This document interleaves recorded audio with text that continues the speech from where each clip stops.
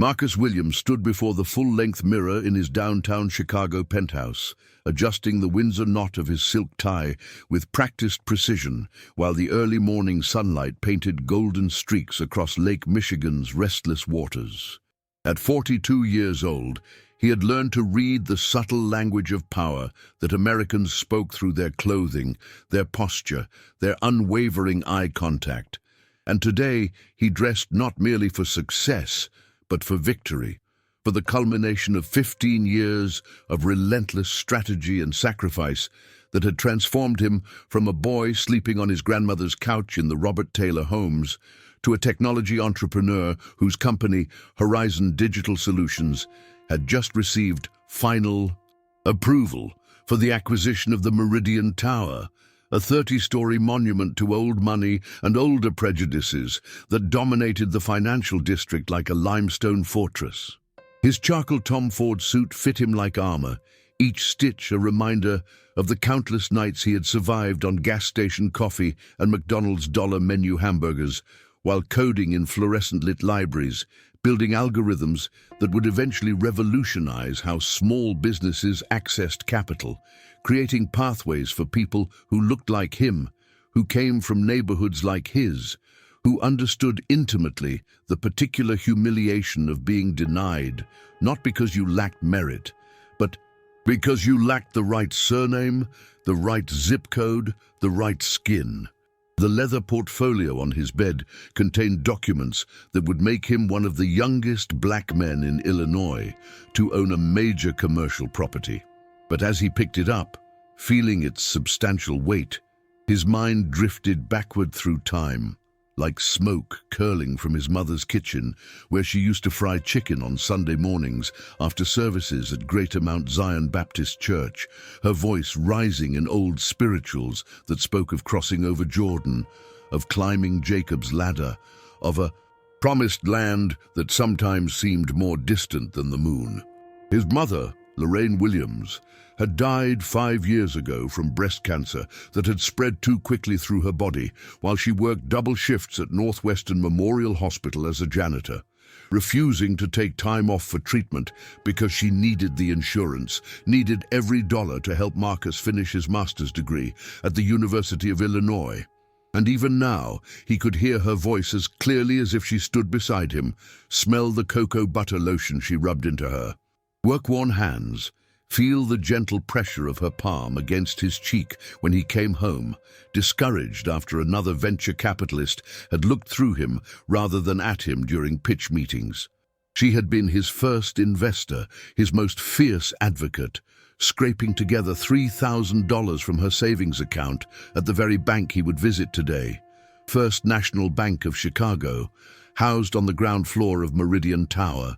And he remembered how the loan officer, a thin-lipped man named Roger Sterling, with photographs of his golden retriever displayed prominently on his government-issued desk, had denied her application for a small business loan to help Marcus launch his first startup, citing insufficient collateral and questionable credit history, though her credit score sat comfortably above 700, and she had never missed a payment on anything in her entire life. Marcus had watched his mother's shoulders straighten with dignity as she thanked Mr. Sterling for his time, had seen the way she held her head high, walking past the marble columns and brass fixtures of that bank lobby, past the security guards who tracked her movements with suspicious eyes, past the other customers who clutched their purses tighter as she passed, and he had made a promise to himself then, standing on that polished floor, that one day he would return to this place not as a supplicant but as an owner, not asking for crumbs but controlling the entire table. The road from that moment to this morning had been paved with rejection and resilience in equal measure, with doors slammed in his face and windows he had learned to climb through, with white investors who praised his intelligence in private meetings but ultimately chose to fund less qualified founders who reminded them of their fraternity brothers, with bank accounts that dipped into negative balances while he sold his furniture piece by piece on Craigslist to keep his servers running, with Government cheese and food stamps, and the particular shame of paying for groceries at Jewel Osco with an EBT card while wearing his only interview suit, hoping no one he knew would see him. He had bootstrapped his first company on credit cards and desperation, sleeping 4 hours a night while working full-time as a database administrator at a healthcare company during the day and coding his proprietary software until dawn, subsisting on Subway sandwiches and gas station pizza, his apartment in Englewood so cold in winter that he could see his breath while he typed. But he had persisted because his mother's voice rang constantly in his ears, reminding him of their ancestors who had survived the Middle Passage, who had endured slavery and Jim Crow and redlining and every systematic attempt to break their spirits, who had passed down through generations an unshakable faith that God had a plan even when that plan remained frustratingly invisible, even when every rational calculation suggested surrender. His first major break had come from an unexpected source, a Korean-American venture capitalist named Sarah Kim, who had built her own fortune after immigrating to America at age 7, with nothing but her family's determination and a belief in education that bordered on religious fervor, who saw in Marcus's pitch deck not just promising algorithms, but a reflection of her own hunger, her own understanding of what it meant to be perpetually underestimated.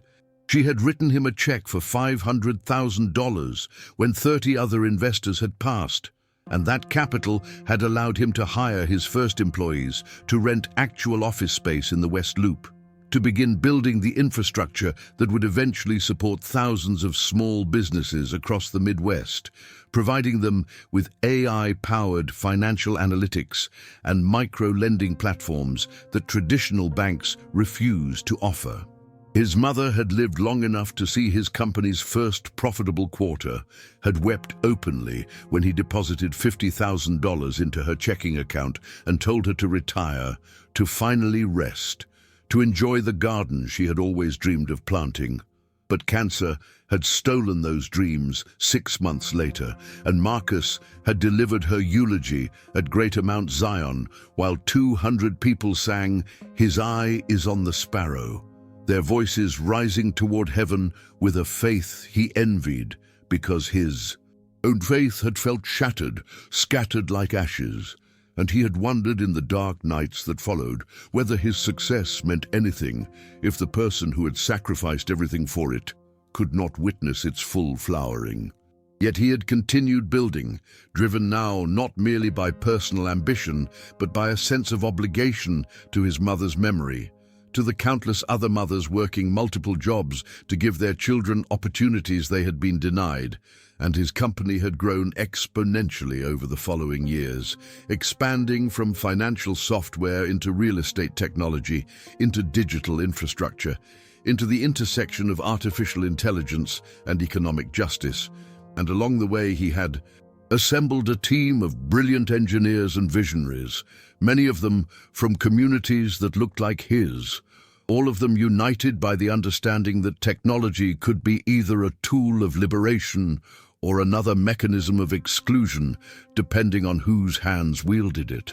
His best friend and business partner, James Mitchell, a white man from rural Kentucky who had grown up in a trailer park, watching his coal miner father slowly die from black lung disease, understood viscerally the ways that poverty transcended race, while acknowledging that racism added particular cruelties to economic hardship. And together, they had built Horizon Digital Solutions into a company valued at $300 million, profitable and growing, ethical and innovative, a rare combination in Silicon Valley's gold rush mentality. When the opportunity to acquire Meridian Tower had presented itself 6 months ago, Marcus had recognized immediately the poetic justice of the moment, the chance to own the building that housed the bank that had rejected his mother. But he had approached the deal with the same rigorous analysis he applied to every business decision, studying cash flows and occupancy rates and market comparisons, ensuring that emotion did not override sound judgment. The tower's previous owners, The Hartford Family Trust, descendants of railroad magnates who had made their fortune in the 19th century through land speculation and government contracts, had decided to liquidate their Chicago real estate portfolio to focus on coastal properties. And Marcus's offer of $87 million, financed through a combination of his company's reserves, bank loans and investments from a consortium that included Sarah Kim and 3 other visionary capitalists, had ultimately prevailed over 2 competing bids from established real estate firms. The closing was scheduled for today, requiring his signature on approximately 400 pages of documents at First National Bank, the very institution that symbolized both his mother's humiliation and his own transformation. And as Marcus checked his reflection one final time, straightening his already straight tie, he felt the weight of history pressing against his chest, the awareness that this moment represented more than a successful business transaction, but rather a kind of cosmic correction, a rebalancing of scales that had been tilted against people like him since the first enslaved Africans had been dragged onto American soil. He picked up his keys to his Tesla Model S, another symbol of success that still felt surreal despite 5 years of ownership, and rode the elevator down to the parking garage, nodding to the doorman who called him Mr. Williams with genuine respect rather than the performative deference that often masked contempt. And as he drove through Chicago's morning traffic, past the Starbucks where he used to sit for hours nursing a single cup of Pike Place roast while using their Wi-Fi, past the Harold's Chicken Shack where he had celebrated small victories with mild sauce and fries, past the shuttered factory where his grandfather had worked for 30 years before automation had eliminated his position along with his pension, Marcus felt the full emotional complexity of this journey washing over him, like the waves that crashed against Navy Pier, a mixture of pride and grief, triumph and melancholy, vindication, and the persistent question of why success had to be purchased at such an exorbitant price. His mother had believed deeply in the American dream, had clung to it with the same fervor she brought to Sunday services, and he wanted to honor that faith, even as he recognized its limitations, its failure to acknowledge the structural barriers that made dreaming necessary in the first place, that transformed survival into an act of heroism rather than a basic human right. The Meridian Tower loomed before him as he pulled into the parking garage at 8:45, 15 minutes before his scheduled appointment, and Marcus sat in his car for a moment, collecting himself, breathing slowly, remembering the visualization techniques his therapist had taught him for managing anxiety, grounding himself in the present moment while acknowledging the trauma that past moments had inscribed on his nervous system. He stepped out into the concrete coolness of the garage, straightened his suit jacket, gripped his leather portfolio, and walked toward the elevator bank with the confident stride of a man who belonged everywhere he chose to be, who had earned his place through intelligence and persistence, and the kind of work ethic that Americans claimed to admire but often found threatening when it came packaged in black skin. The elevator rose smoothly toward the ground floor lobby, and as the doors opened, Marcus saw the soaring space that had been designed to inspire awe, to remind visitors of their smallness in the face of institutional power, with its vaulted ceilings and imported Italian marble and massive bronze sculpture of a bull representing American capitalism's aggressive prosperity. And he walked across that marble floor toward First National Bank's entrance, with his head high and his heart hammering against his ribs like a caged bird desperate for flight. The security guard's voice carried across the marble lobby like a crack of thunder in a summer storm, loud enough to make heads turn and conversations pause mid-sentence. "You can't come in here," David Mitchell said, his hand still pressed against Marcus's chest with pressure that suggested he was used to pushing people around and expected compliance without question. Marcus stood perfectly still, his face a mask of controlled calm that his mother had taught him to wear when the world tried to provoke him into reactions that would confirm their worst assumptions. He could feel every eye in the lobby fixed on this moment, could sense the collective intake of breath as people waited to see how this confrontation would unfold, could almost hear the internal calculations being made about who was right and who was wrong, based on nothing more than the color of skin and the cut of cloth. The guard was perhaps 50 years old, with the build of someone who had once been athletic, but had let time and desk work soften his edges, his uniform crisp and his badge polished to a shine that suggested he took pride in his position, even if that position was built on assumptions and prejudice. Marcus recognized something in the man's eyes, a weariness that spoke of battles fought in places far from this lobby, a hardness that came from seeing too much and trusting too little, but also a fear that manifested as aggression because vulnerability was not allowed in men who wore uniforms and carried the weight of authority.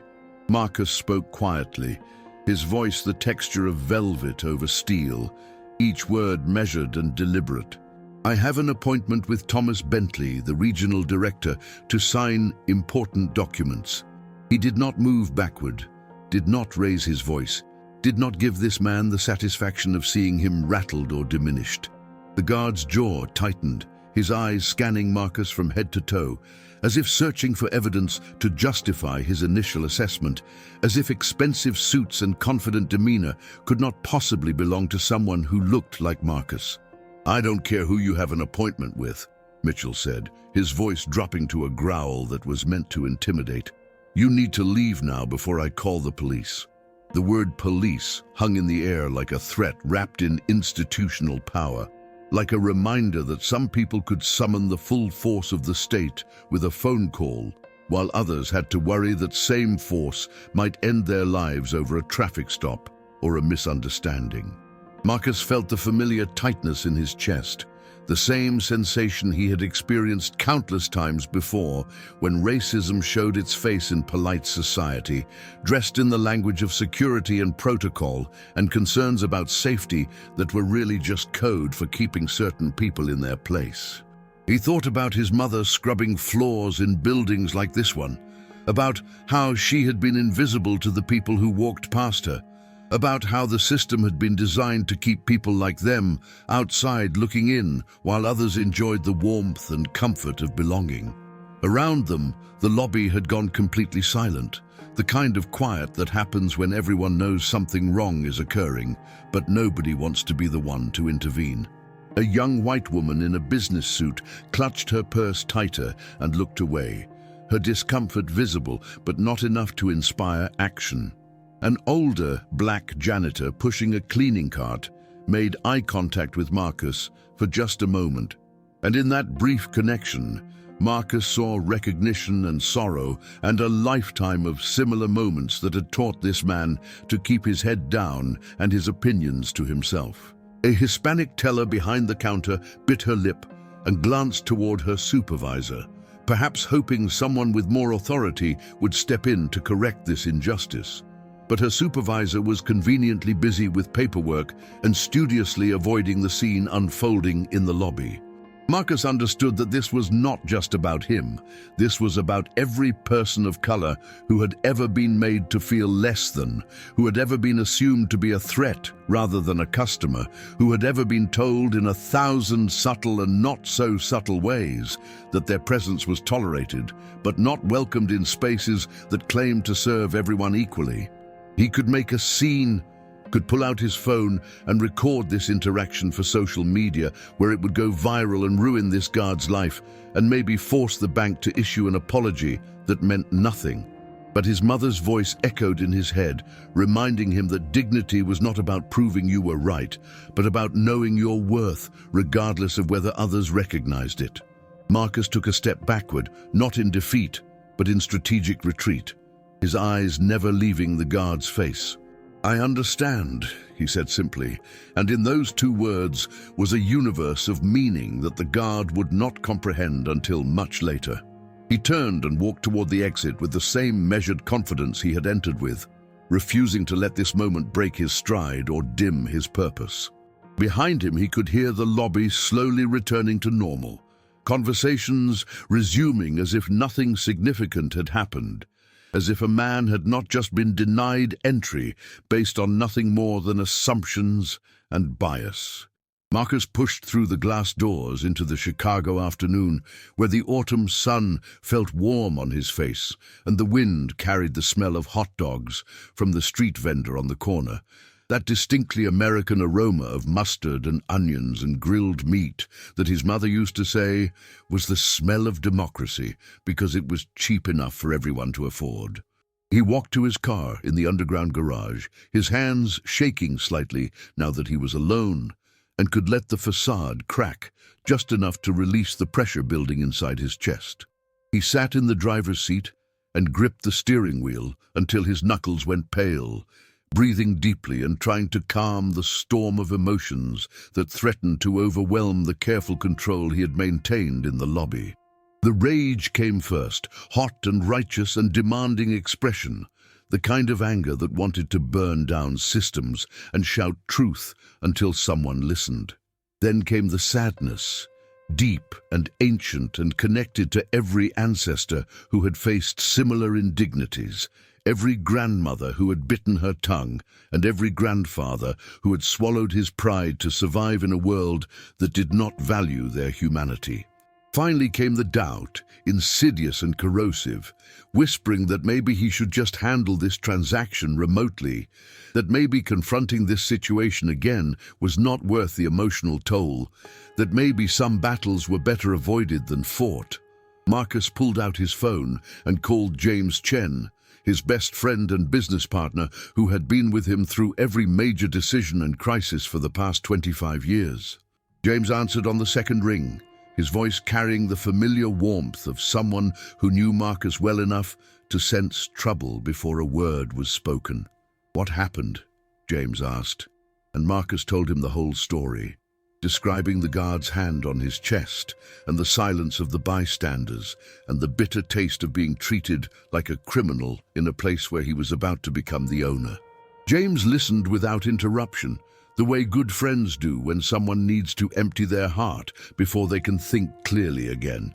When Marcus finished, James was quiet for a moment, the kind of thoughtful silence that meant he was choosing his words carefully. "You know what you have to do," James finally said, his voice gentle but firm. "You have to go back, not because you need to prove anything to that guard or to anyone in that lobby, but because your mother died asking you to buy the whole building so nobody else gets locked out." The words hit Marcus like cold water on a hot day, shocking and clarifying at the same time. James continued, reminding him of their shared mission, of the scholarship fund they had established for kids from neighborhoods like the one where they grew up, of the mentorship programs they ran to help young people of color break into the tech industry, of all the work they had done to create opportunities for others who faced the same barriers they had encountered. "If you walk away now, you're not just losing a building," James said. "You're losing the chance to transform a system, to be the change instead of just complaining about the problem." Marcus knew his friend was right, knew that his mother had not raised him to take the easy path when the hard one led to something meaningful, knew that comfort was the enemy of progress and growth only happened when you pushed through resistance instead of avoiding it. Marcus thought about his mother in those final days at Cook County Medical Center, how the nurses had been kind but overworked, and the doctors had been competent but rushed, how the room had smelled of antiseptic and decay, and the particular sadness of lives ending before their time. Rosa Williams had fought cancer with the same determination she had fought poverty, with prayer and positivity and a faith that God had a plan, even when that plan looked like suffering. She had been a member of Greater Hope Missionary Baptist Church for 40 years, tithing 10% of her meager income every Sunday and singing in the choir with a voice that made people cry during Amazing Grace. Christianity was woven into the fabric of her identity, part of the 70% of Americans who identified as Christian. Though her faith was less about doctrine and more about love, less about judgment and more about service, less about heaven someday and more about creating heaven on earth through acts of kindness and courage. She had taught Marcus to pray not for easy roads, but for strong backs, not for problems to disappear, but for wisdom to navigate them, not for revenge against those who wronged him, but for grace to forgive and strength to transcend. He remembered her hands, rough from years of cleaning products and hard work, holding his face when he came home crying about some racial slur a classmate had thrown at him in middle school. She had wiped his tears and told him that hurt people, that those who acted with cruelty were usually carrying wounds of their own, that his job was not to sink to their level, but to rise above it and show them what real strength looked like. Marcus started his car and drove not away from downtown, but in a loop around the block, buying himself time to think and pray and center himself for what came next. He passed Grant Park, where families were having picnics and children were flying kites in the October breeze, past the Art Institute, where tourists lined up to see paintings by artists his mother had never heard of but would have appreciated for their beauty, past Millennium Park, where the bean reflected the Chicago skyline in its curved surface like a funhouse mirror showing the city to itself. This was his city, the place where he had been born and raised and built his empire, where every street corner held a memory and every neighborhood told a story about the complicated dance between progress and inequality. He thought about the security guard, David Mitchell, and wondered what had made him so quick to judge, so ready to assume the worst, so comfortable with his own prejudice that he did not even recognize it as prejudice. Marcus knew that people were complex, that even those who caused harm were human beings with families and fears and their own struggles, that the system that produced racism was bigger than any individual actor. But he also knew that change required accountability, that grace without consequences was just enabling, that transformation happened when people faced the results of their actions and chose differently. He pulled back into the parking garage of Riverside Financial Tower, his decision made and his resolve strengthened by the memory of his mother's final words. Marcus looked at himself in the rearview mirror, seeing not just his own face, but the faces of everyone who had come before him, all the ancestors who had survived slavery and Jim Crow and redlining and 1,000 other injustices so that he could have this moment. He thought about his mother's fried chicken, the recipe she had perfected over decades of trial and error, how she had wanted to turn that recipe into a business that could provide for their family and give her some independence and dignity beyond cleaning other people's homes. The loan officer who had rejected her application had never tasted her cooking, had never understood that what she was offering was not just food, but culture and community and love made tangible through crispy skin and tender meat and sides that tasted like Sunday dinner at Grandma's house. That rejection had shaped Marcus's understanding of how systems worked, how gatekeepers decided who got opportunities and who got denied, how subjective judgments masqueraded as objective criteria, how the game was rigged long before anyone sat down at the table. But his mother had taught him to play anyway, to master the rules and then change them from the inside, to be so undeniably excellent that doors opened not because people wanted to let him in, but because his competence demanded recognition. Marcus stepped out of his Mercedes with renewed purpose, his leather portfolio gripped firmly in his right hand, like a sword he was preparing to wield with precision and grace. The elevator ride up to the main floor felt different this time, each ascending number on the digital display, marking not just floors, but a countdown to transformation, to the moment when power would shift and truth would be revealed in ways that nobody in that lobby could anticipate. His heart beat steady and strong, no longer racing with anger, but pulsing with the calm certainty of someone who knew exactly what was about to happen and had made peace with all possible outcomes. The doors opened, and Marcus walked into the same marble lobby where he had been humiliated less than 30 minutes ago.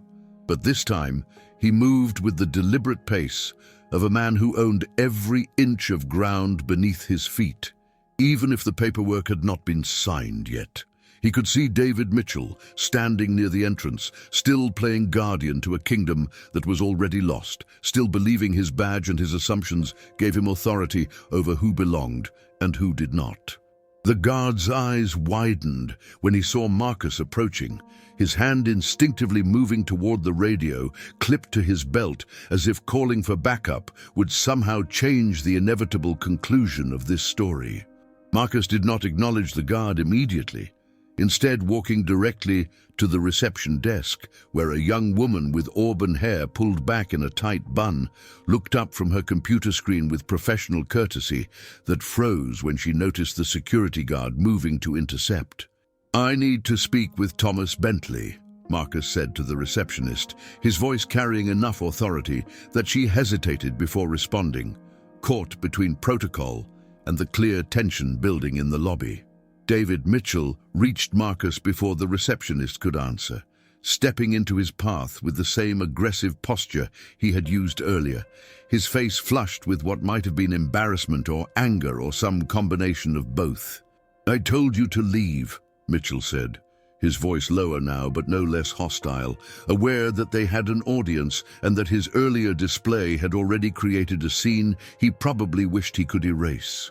Marcus looked at him directly, really looked at him for the first time, and saw beyond the uniform to the man underneath, saw the lines around his eyes that spoke of sleepless nights and the slight tremor in his hands that suggested trauma carried in the body, saw something broken, trying to feel powerful by breaking others. "I understand you're doing your job," Marcus said quietly, each word chosen with the care of someone defusing a bomb. "But I have legal business here, and I'm not leaving until I complete it." The receptionist picked up her phone, sensing that this situation was beyond her pay grade and required management intervention. Around them, other bank employees were beginning to notice the confrontation, whispers spreading through the lobby like wildfire in dry grass. A loan officer paused mid-conversation with a client to stare. A teller stopped counting bills to watch. A bank manager emerged from her office with an expression that suggested she was already calculating the potential liability of whatever was happening in her lobby. Sharon Peterson was her name, according to the brass nameplate on her navy blazer. A white woman in her 50s with the carefully maintained appearance of someone who worked in an industry where image mattered as much as competence. She approached with the brisk efficiency of someone used to handling difficult situations, her heels clicking against marble like a metronome, keeping time to a song only she could hear. "Is there a problem here?" Sharon asked, directing her question to David Mitchell rather than to Marcus, an unconscious choice that revealed exactly where her assumptions lay about who was causing trouble and who was keeping order. The guard straightened slightly, validated by her attention, and launched into an explanation that painted Marcus as an intruder who had refused multiple requests to leave the premises. Marcus listened without interrupting, letting the man dig his own grave with words that would soon sound absurd in the light of truth. When Mitchell finished, Sharon turned to Marcus with a smile that did not reach her eyes, the kind of professional courtesy that was really just polite hostility.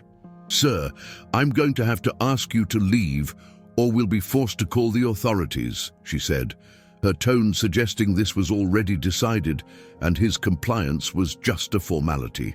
Marcus reached into his portfolio and pulled out a business card, handing it to Sharon with a gesture so calm it bordered on theatrical. She glanced at it, her face going through a rapid series of expressions as she processed the information. Confusion, recognition, disbelief, and finally, something close to panic. "I'm Marcus Williams, CEO of Apex Solutions Technologies," he said, his voice still quiet but now carrying an edge that cut through the ambient noise of the lobby. "I have an appointment with Thomas Bentley to finalize the acquisition of this building, all of it, including the lease that allows First National Bank to operate here." The words landed like grenades in the middle of polite conversation, exploding assumptions and shattering the comfortable narrative that had been playing out moments before. Sharon's face went pale, the blood draining so quickly that Marcus worried she might faint right there on the marble floor. David Mitchell looked between Marcus and Sharon, his expression shifting from confidence to confusion to dawning horror as he began to understand that he had made a catastrophic mistake. The lobby had gone silent again, but this time the quality of the silence was different, charged with shock rather than discomfort, with people leaning forward to hear better rather than looking away to avoid involvement. Sharon stammered an apology, her professional composure crumbling like a sandcastle at high tide, her hands shaking slightly as she clutched Marcus's business card like it was evidence at a trial where she was the defendant. "Mr. Williams, I am so sorry. There's been a terrible misunderstanding," she said, her voice rising an octave as corporate survival instincts kicked in, and she tried to distance herself from the disaster unfolding before her eyes. "Please, let me call Mr. Bentley immediately and we'll get this sorted out right away." Marcus nodded slightly, giving her permission to do what she should have done before assuming he was someone who needed to be removed. Sharon hurried back to her office, her heels clicking double time as she disappeared behind frosted glass doors. David Mitchell stood frozen, his face a mask of confusion and fear as he processed what he had just heard, as the full weight of his actions began to settle on his shoulders like concrete. Marcus could have taken this moment to gloat, could have humiliated the guard the way he had been humiliated, could have demanded immediate termination and public apology and whatever other revenge seemed appropriate for the offense.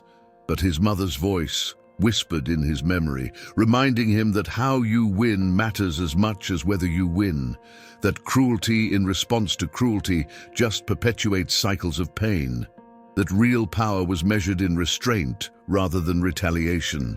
If you're finding this story as powerful as Marcus's journey, please hit that like button, subscribe to our channel, and ring the notification bell so you never miss stories about triumph over injustice. Drop a comment below saying, "This inspires transformation," to be part of a community that believes in change. Your support helps us share more stories that matter. Marcus turned away from Mitchell and walked to one of the leather chairs in the waiting area, sitting down with the patience of someone who had learned that time was often the best weapon against those who thought they had control. He pulled out his phone and checked his messages, projecting an air of casual confidence that was partly genuine and partly performance, understanding that everyone in this lobby was watching him and learning something about what power actually looked like when it was not based on intimidation or force. Minutes passed, with the slow heaviness of honey dripping from a spoon, each second stretching as the lobby returned to some semblance of normal activity, though everyone kept glancing in Marcus's direction as if he were a celebrity or a threat, or both. A little boy tugged on his mother's sleeve and asked in a voice that carried across the marble why that man was just sitting there, and the mother shushed him with embarrassment and pulled him closer. But Marcus smiled at the child because children had not yet learned to lie about what they saw and what they wondered.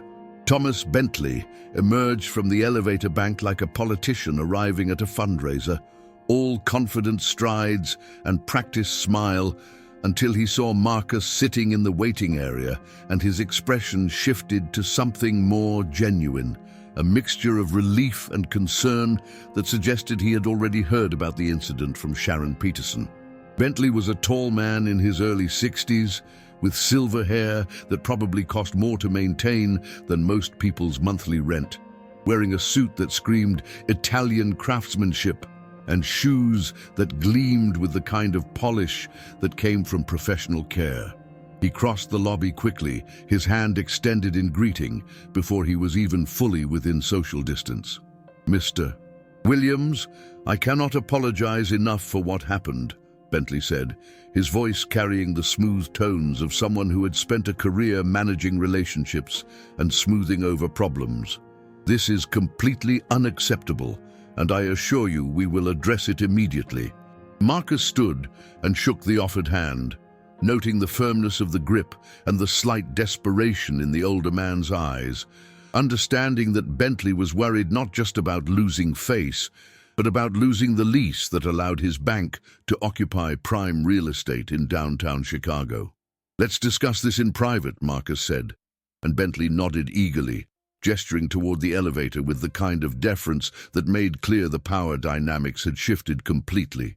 As they walked across the lobby, Marcus was aware of every eye following them, of David Mitchell standing by the entrance, looking like a man watching his career burn down around him, of Sharon Peterson visible through her glass office door, pacing and talking urgently on her phone, of tellers and loan officers and customers all processing what they had witnessed and coming to their own conclusions about what it meant.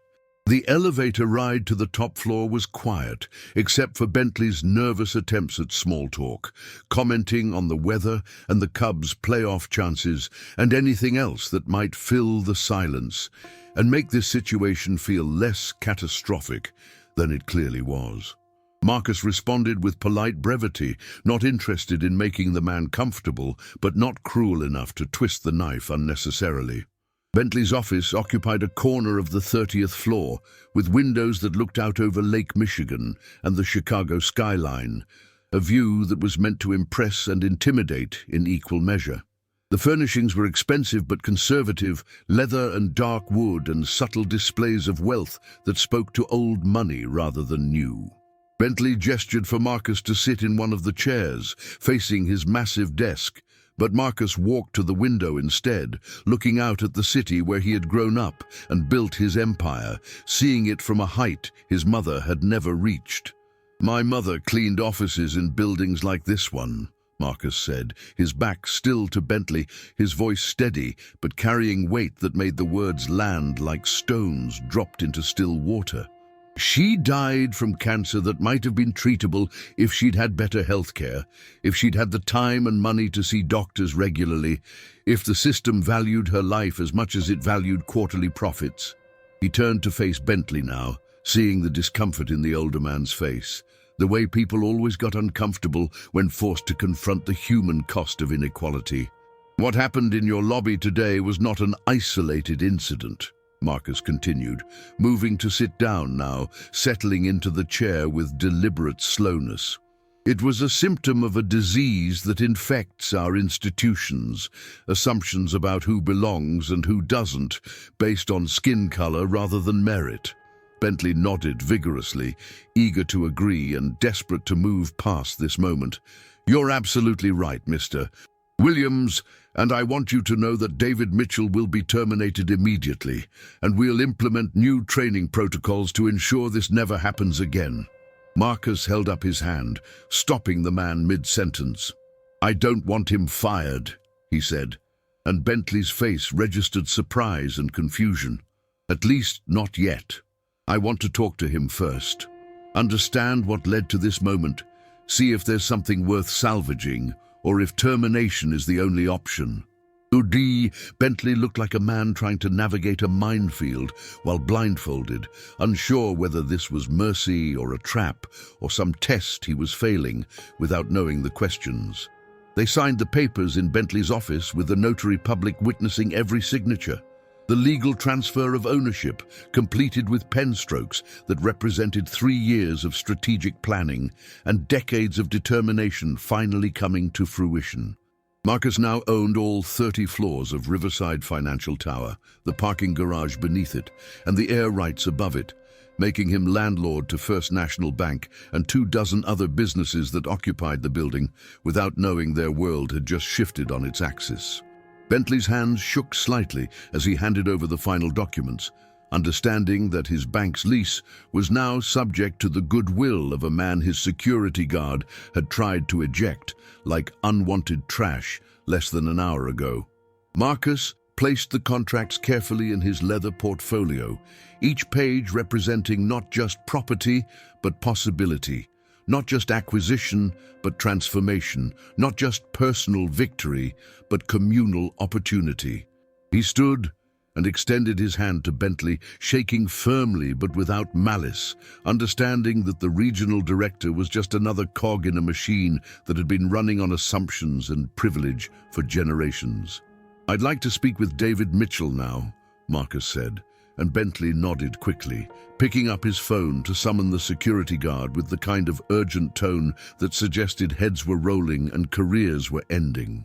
David Mitchell entered the office 10 minutes later, looking like a man walking to his execution, his shoulders slumped and his eyes fixed on the expensive carpet rather than meeting Marcus's gaze. Bentley stood awkwardly near his desk, clearly wanting to stay for damage control, but understanding when Marcus gestured toward the door that this conversation needed to happen in private. The regional director left reluctantly, closing the door behind him with a soft click that seemed to echo in the sudden silence. Marcus gestured for Mitchell to sit in the chair opposite him, and the guard complied with the mechanical movements of someone in shock. His usual confidence completely evaporated. For a long moment, neither man spoke, the weight of what had happened hanging between them like smoke after a fire. Marcus studied the security guard's face, noting the deep lines around his eyes and mouth, the grey in his hair that suggested he was older than Marcus had initially thought, the slight tremor in his hands that rested on his knees as if he did not know what else to do with them. "Tell me about yourself," Marcus said finally, his voice gentle in a way that seemed to surprise Mitchell more than anger would have. The guard looked up, confusion written across his features as if he had been expecting accusations and termination rather than questions and curiosity. "Sir, I don't understand," Mitchell stammered, his voice rough with emotion. "I'm here to apologize and accept whatever consequences you decide. I was wrong, completely wrong, and there's no excuse for how I treated you." Marcus nodded slowly, acknowledging the apology, but not accepting it yet, needing more than words before he could decide what came next. "I appreciate that," he said, "but I asked you to tell me about yourself because I want to understand who you are beyond what happened in that lobby."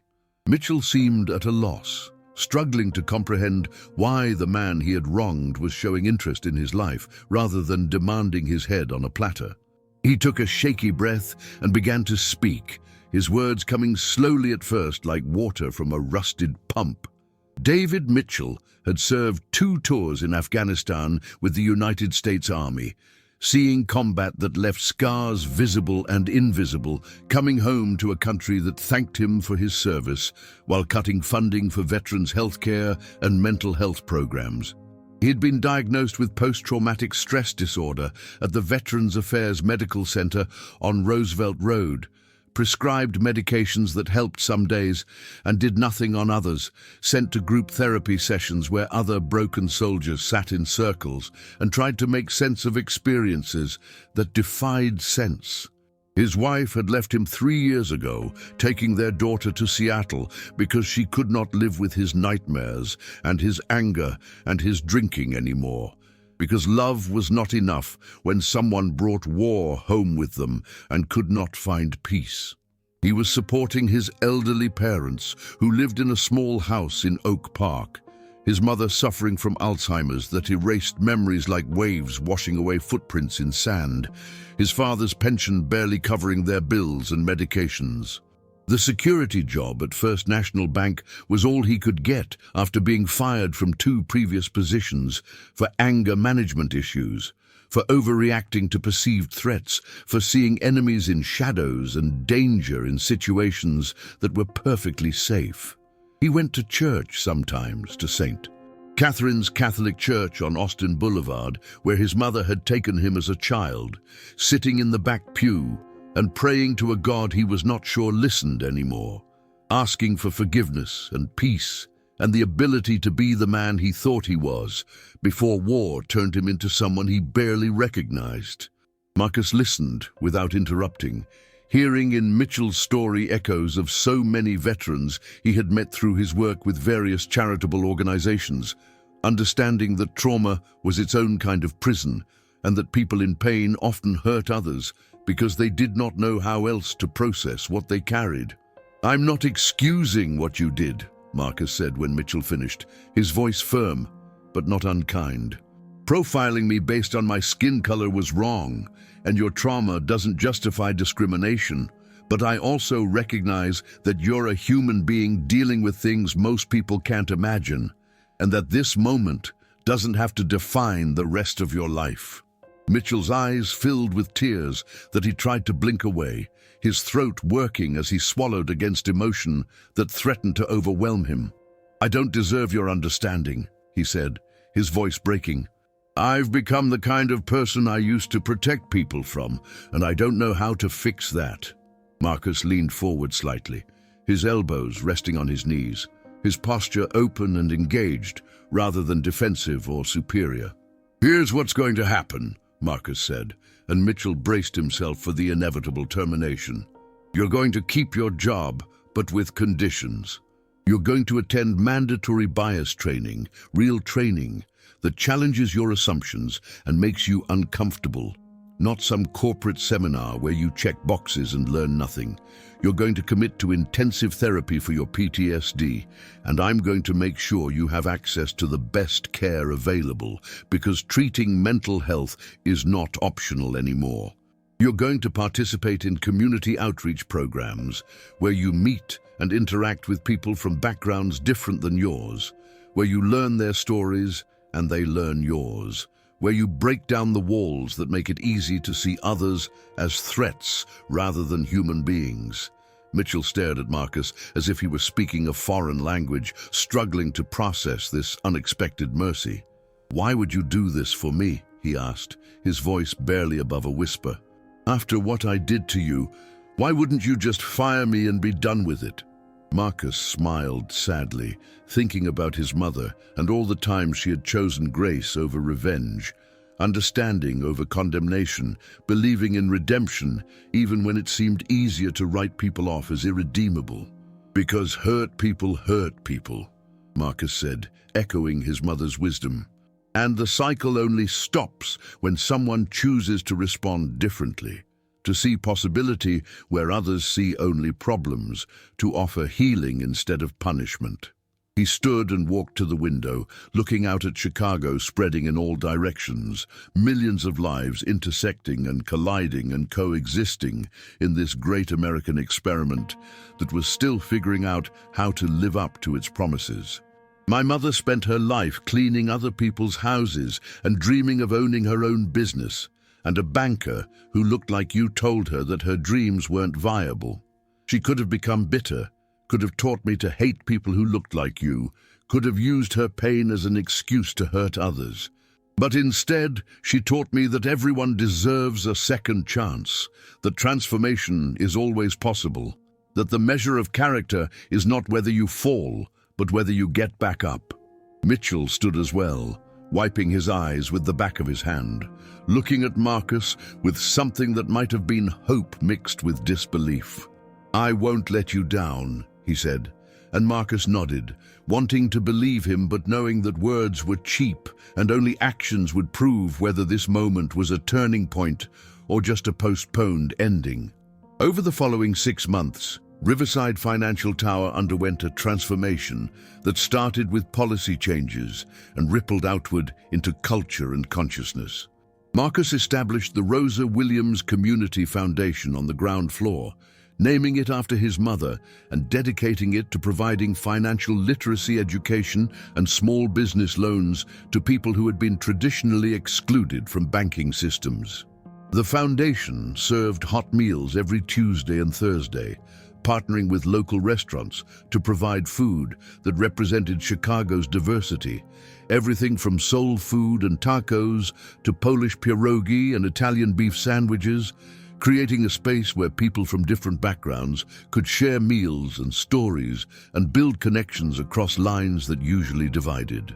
He hired a diverse security team and mandated training that went beyond basic protocols to address implicit bias and cultural competency, bringing in experts who did not just lecture but facilitated difficult conversations that made people uncomfortable in ways that led to growth.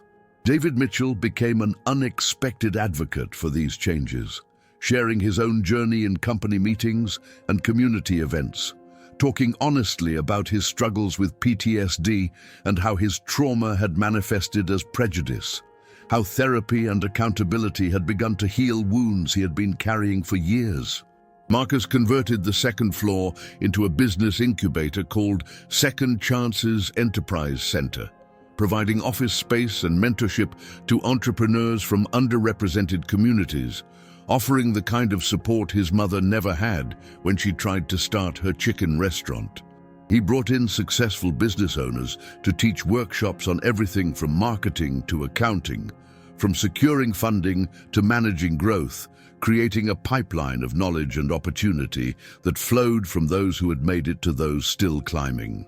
The walls displayed photos of Rosa Williams in her kitchen, her hands covered in flour and her smile wide and genuine, reminding everyone who walked through those doors that dreams deferred were not dreams denied, and that it was never too late to try again.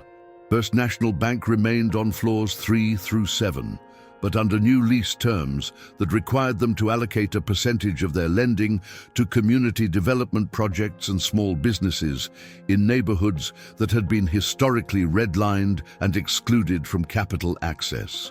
Thomas Bentley struggled initially with these requirements, worried about risk and return on investment, but found that investing in communities created customers and loyalty that benefited the bank's bottom line in ways that traditional metrics had not captured.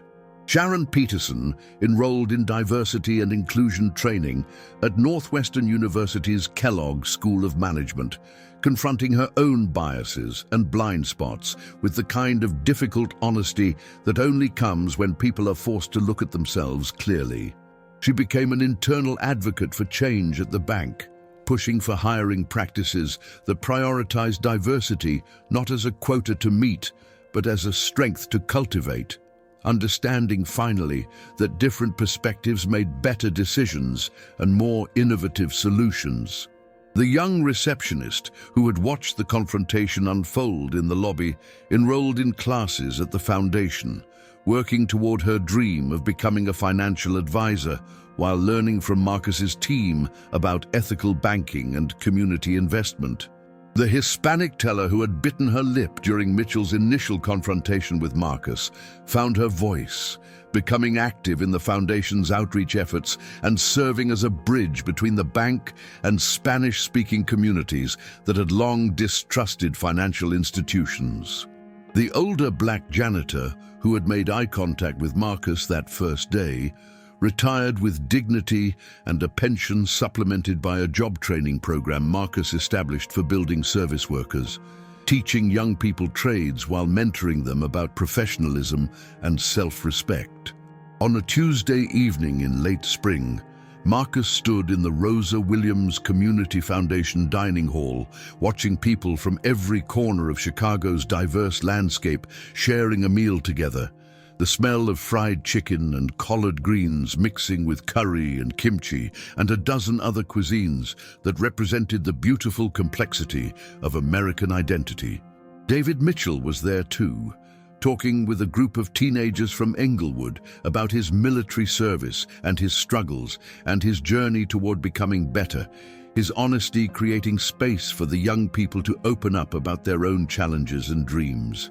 Marcus thought about his mother and wished she could see this, wished she could know that her final words had planted seeds that grew into something more beautiful than either of them could have imagined, that buying the building had been about so much more than real estate or revenge or even justice.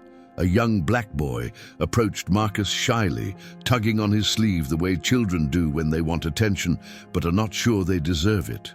"Are you Mr. Williams?" the boy asked, his eyes wide with something that might have been admiration or curiosity or both. Marcus knelt down to the child's level, remembering how his mother always made him feel important by giving him her full attention. "I am," he said with a warm smile. "What's your name?" The boy introduced himself as Jaden and said his mom had brought him to the foundation for help starting a small catering business. that she made the best peach cobbler in the whole city and just needed someone to believe in her the way nobody had believed before. Marcus felt tears prick his eyes as he looked at this child and his mother standing nervously a few feet away, seeing in them the echo of his own story and his mother's dreams. Understanding that this moment was why he had refused to let bitterness win, why he had chosen grace over revenge, why he had bought the whole building so nobody else would get locked out. "Tell your mom to come talk to me," Marcus said to Jaden, ruffling the boy's hair gently. "We're going to help her turn that peach cobbler into an empire." As mother and son walked toward him with hope lighting their faces, Marcus whispered a prayer of gratitude to Rosa Williams, wherever she was watching from, thanking her for teaching him that true power was not measured in buildings owned or money made, but in doors opened and lives changed and cycles broken so that the next generation could dream bigger than the last.